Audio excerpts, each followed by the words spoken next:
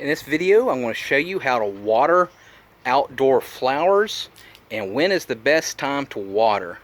So the best time to water your flowers is dawn or dusk. So preferably early in the morning before the sun comes out, preferably between 6 a.m. and 8 a.m. And then, or in the evening, or both, preferably, they would prefer you to water them both in the evening from 6 p.m.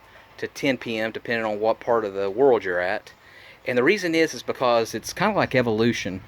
If it's raining, it's not going to be sunny out. So the flowers are used to it being dark, and that's when they expect the water. They don't expect the water when the sun's coming up.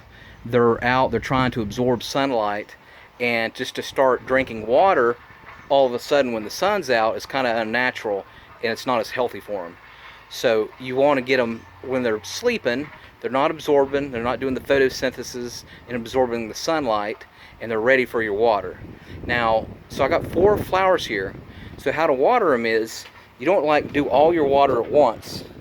And the good thing about outdoor flowers, you really can't water them too much because the water will drain out on the bottom and they'll absorb it. So say I'm watering this one, I want to take turns and then water this one.